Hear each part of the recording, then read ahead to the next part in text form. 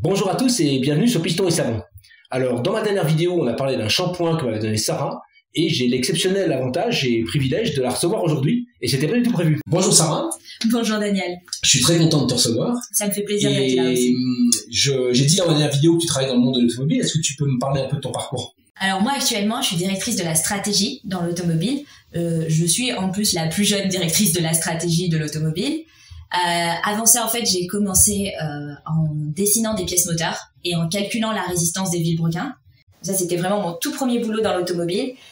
Ensuite, j'ai travaillé sur les bancs d'essai, sur les programmes d'automatisation des bancs d'essai, moteurs et véhicules. Et petit à petit, en fait, à partir de cette partie un peu plus commerciale et cette partie technique, c'est comme ça que je suis devenue directrice de la stratégie. Et qu'est-ce qui t'a amené dans le monde de l'automobile ? Moi, en fait, j'en ai toujours rêvé. Donc, depuis que j'étais toute petite, on m'a expliqué comment ça marchait un moteur thermique et je trouvais ça juste fascinant qu'une explosion fasse avancer un truc aussi cool qu'une voiture. Et après, en fait, je voulais vraiment travailler avec les moteurs. Donc, au tout début, je m'étais dit, tiens, je pourrais être mécanicienne. Et en fait, à la fin, je suis devenue ingénieure en mécanique. Tu t'occupes de stratégie pour un grand groupe industriel, je sais pas si on peut le nommer. C'est ça. Oui, en fait, je travaille dans la stratégie pour le groupe Geely, qui du coup est un groupe chinois, mais qui possède des marques très connues comme Volvo Cars, par exemple. Voilà, et c'est pour ça que tu habites en Suède. Et c'est pour ça que j'habite en Suède. Voilà, très bien. Alors, c'est quoi la stratégie pour une marque de véhicule aussi importante que Geely c'est-à-dire, qu'est-ce que tu fais, quoi ? Oui. Alors en fait, la stratégie, c'est plein d'éléments. C'est-à-dire, ça va être des trucs qui sont communs à toutes les entreprises, comme par exemple les politiques RSE, c'est-à-dire qu'on s'assure qu'on source bien nos matériaux de façon responsable, que ce soit des mines qui soient approuvées quand on fait par exemple des batteries ou pour certains matériaux rares qui sont aussi dans le moteur thermique, les politiques de recrutement dans l'entreprise et ce genre de choses. Mais ça va aussi être les produits techniques et l'aspect purement technique. Moi, une de mes grandes questions sur lesquelles je travaille au quotidien, c'est les carburants alternatifs, par exemple, pour les moteurs thermiques, et aussi sur l'hybridation de nos moteurs thermiques. Et donc, ça veut dire que en stratégie, on choisit les moteurs qui vont être dans les voitures dans 3 ans.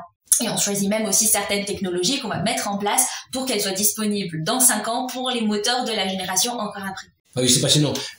Comment on est quand même bon, tu travailles en Europe, on va parler du marché européen, Oui. on va rester là. On sait qu'il y a une décision qui a été prise de dire on va arrêter le moteur thermique. Ouais. Donc dans une échéance qui est quand même assez proche pour les constructeurs, je parle, même si pour nous consommateurs ça paraît loin, pour les constructeurs c'est proche. Comment c'est vécu ça à l'intérieur d'une entreprise aussi importante que la tienne ?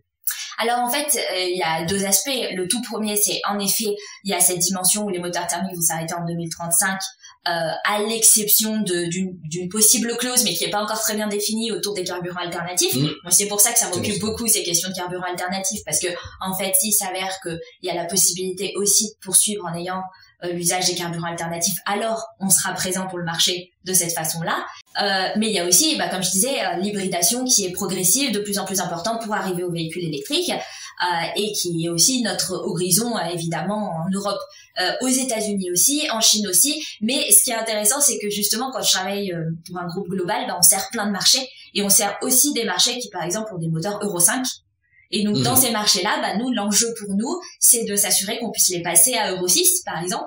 Et donc, c'est très intéressant de changer de question comme ça au quotidien. C'est dans un groupe qui a Volvo, hein. Oui.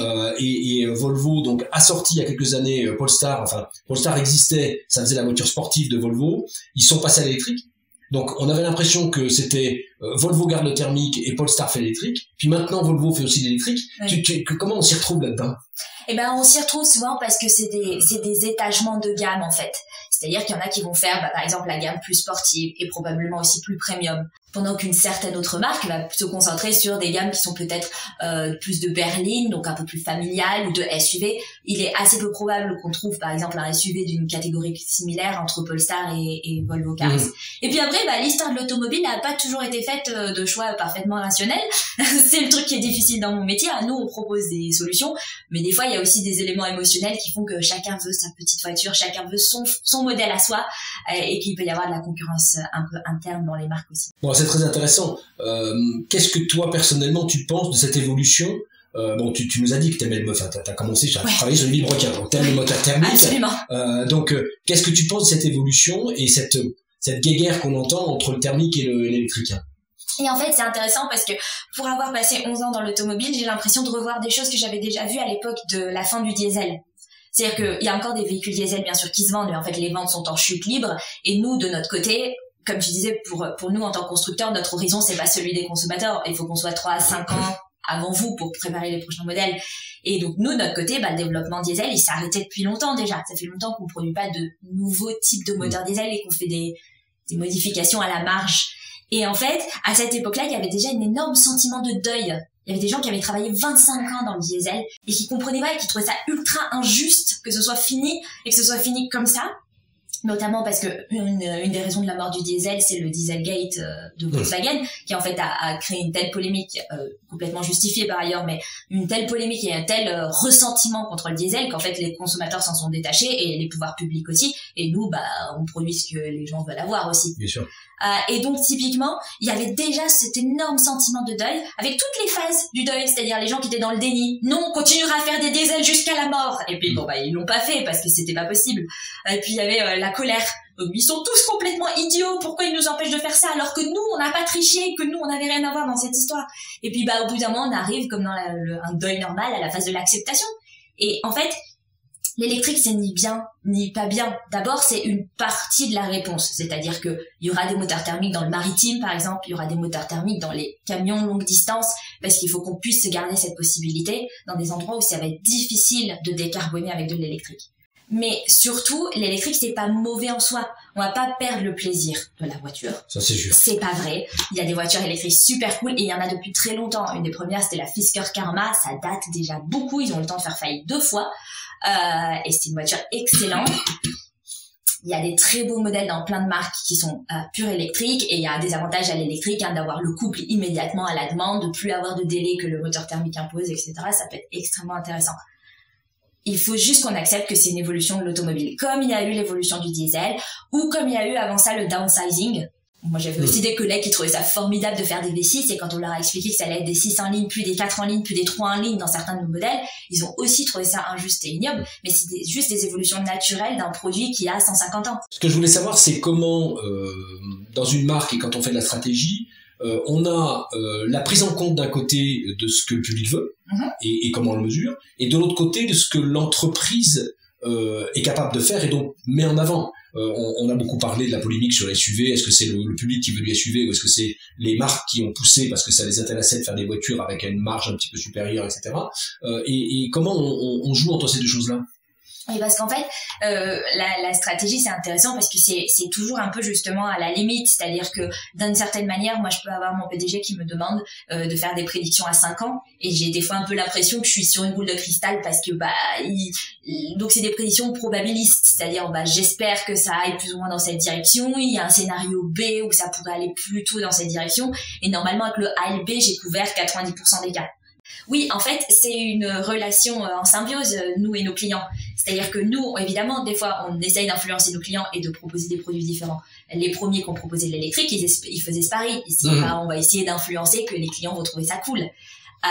Et puis en même temps, nos clients nous influencent beaucoup. C'est-à-dire que quand nos clients achètent massivement des SUV et n'achètent plus du diesel, on arrête de faire du diesel et on fait des SUV. Donc oui, il y a typiquement cette relation dans les deux sens. Alors après, ce qui se passe, c'est que c'est aussi, tous les modèles ne sont pas forcément faits et toutes les marques ne sont pas forcément faites pour du mass market. Et donc ça peut être aussi que, moi je travaille pour des très grosses marques, et donc nous on essaye de viser que nos modèles soient très largement vendus, mais dans des plus petites marques, il y a aussi cette idée de se dire, nous en fait on vise les adopters, on vise les gens qui ont envie de quelque chose de nouveau, et du coup eux ils ont souvent plus d'influence sur leur marché que nous pouvons l'avoir. D'accord, et avec toujours le thermique comme centre. Avec le thermique comme boussole. Ouais. Donc nous, évidemment, on a aussi cette dimension-là, très spécifique, que notre groupe est très largement thermique, et que donc, du coup, on est plus attentif par rapport à d'autres groupes et d'autres marques et d'autres directions de la stratégie sur les possibilités qu'il y aura encore dans le thermique. C'est pour ça que les carburants alternatifs font une grosse partie de mon travail. Oui, c'est bien, c'est intéressant. Et donc, tu es sur les fameux carburants de synthèse, etc. On a beaucoup entendu Porsche faire la pub là, sur leur carburant de synthèse fabriqué au Chili. Oui, sur leur usine au Chili, ouais. Voilà. Oui, on en a tous beaucoup entendu parler. Oui, absolument. Et donc, en fait, il y a ces questions-là. Il y a les questions de carburant de synthèse, donc les e-fuel, comme on dit. Et puis, il y a les questions de carburant aussi bio. Donc, il y a tout ce qui est biofuels, donc à partir, par exemple, de résidus de l'agriculture et des industries forestières. D'accord. Et un des éléments, quand le diesel était encore une grosse question, c'était le HVO 100. Et donc sur ce carburant-là, nous en fait, on était les premiers à avoir des moteurs qui étaient validés sur ce carburant-là. Donc on a toujours été un peu dans ce groupe-là à la pointe d'utiliser les carburants les plus propres et les plus dernière génération. Bon, moi j'ai l'impression que le monde de demain sera un monde très hybride. Pas au sens d'automobile, hein, mais très hybride, c'est-à-dire avec à la fois du thermique e-carburant, peut-être un peu d'hydrogène, notamment pour les camions, parce que c'est quand même une manière de stocker de l'énergie pour les grandes distances et les grosses puissances qui est peut-être meilleure que l'électricité, de l'électrique pour le tous les jours, en tout cas au moins. Oui, c'est ça. Donc moi j'ai l'impression qu'on va être dans un monde très ouvert et que il faut pas opposer les technologies. Et alors, c'est hyper intéressant que tu aies choisi à la fois de parler de futur hybride, de parler de pas opposer les technologies et de mentionner l'hydrogène, que tu ne le sais pas, mais c'est exactement la dernière campagne de communication qu'on a fait dans mon groupe, qui s'appelle Hybrid Futures, et donc qui parle du fait qu'il n'y a pas une seule solution pour y arriver, pour arriver au net zéro, mais que c'est des multiples solutions qui vont nous y conduire, comme tu dis, dépendamment du cas de figure, et que nous, on croit très fort dans le fait d'avoir le potentiel et de pas se limiter dans ce panel. Et donc on est content d'ailleurs que la directive européenne ait changé et qu'elle soit maintenant plus agnostique à la technologie et qu'en fait il y ait aussi une possibilité d'utiliser par exemple des carburants propres. Et ça va être intéressant pour certains aspects, par exemple tout ce qui est véhicules de secours ou ambulance, ça peut être encore intéressant d'utiliser des moteurs thermiques pour ce genre d'aspect. Je te remercie en tout cas pour toutes ces informations, c'est vraiment passionnant, on pourrait y passer des heures. J'ai quand même une dernière question pour toi, c'est j'en ai parlé dans la vidéo où j'ai parlé du shampoing, un formidable shampoing, hein, mais on n'est pas là pour parler shampoing parce que je crois que c'est pas ta spécialité. Non, la voilà. Je suis pas douée, j'apprends de toi. Voilà, donc merci, c'était vraiment un shampoing formidable. À travers cette vidéo, j'ai mis ton Insta dans la vidéo et j'aurais voulu que tu me parles justement un petit peu de ce que tu fais en dehors de ton boulot chez Geely, qui moi m'impressionne beaucoup, vraiment. Et alors en fait oui, à côté de mon travail salarié, j'ai donc une entreprise, je suis entrepreneur aussi, et en fait mon entreprise s'appelle Power Ta Carrière, c'est aussi un compte sur Instagram, merci de l'avoir partagé. Et en fait, Power Ta Carrière, ça vient de la conclusion du fait qu'il est difficile de faire carrière quand on est une femme, en particulier dans les secteurs qui sont très largement masculins à l'heure actuelle. Donc l'automobile, moi j'ai fait un petit passage rapide dans le maritime, c'était la même chose. Et donc je voulais vraiment donner les clés, les conseils aux femmes pour s'en sortir au mieux dans ces cas de figure, que ce soit pour le quotidien, c'est-à-dire comment en fait je fais promotion de mon travail pour que ce soit vu, comment je m'assure de décrocher les missions qui m'intéressent le plus, comment je fais avancer ma carrière en mettant en lumière le bon travail que je fais. Mais il y avait aussi les situations un peu extrêmes qu'on peut vivre, qui sont pas du quotidien, mais par exemple comment je gère le sexisme quand ça se présente, comment je peux gérer des cas de harcèlement, ce genre de choses. Et c'est tout ça, c'est compilé dans vraiment l'ADN de Power Ta Carrière. Donc sur Instagram, c'est une communauté de 150 000 abonnés, essentiellement des femmes. Mais j'ai aussi du coup écrit 2 livres en lien avec ça. Et c'est très très en lien avec mon parcours évidemment dans l'automobile, parce que à chaque passage et moment de mon parcours, j'ai été questionnée beaucoup sur le pourquoi du comment je voulais aller là et est-ce que c'était normal. Et moi, je rêve d'un monde où à un moment donné, on ne me questionnera plus sur pourquoi je suis dans la salle en fait. Je suis dans la salle parce que je suis une passionnée d'automobile. Comme tous ceux qui regardent cette vidéo et tous les gens qui te suivent, j'imagine. Je te remercie infiniment, Sarah, c'est une très bonne conclusion. Et moi, je suis un homme, donc je suis abonné malgré tout à ta chaîne Instagram et je trouve que c'est très intéressant parce que on a aussi besoin de partager ces éléments-là de l'autre côté du miroir. Absolument. Et donc j'encourage tout le monde, parce que je sais que j'ai un lectorat, une audience quand même relativement masculine, à aller faire un tour, au moins regarder ce qui se dit, parce que il y a beaucoup de choses à apprendre. Merci beaucoup, Daniel. Merci, Sarah. Je vous remercie d'avoir suivi cet épisode de Piston et Savon, et je vous dis à bientôt pour une nouvelle vidéo.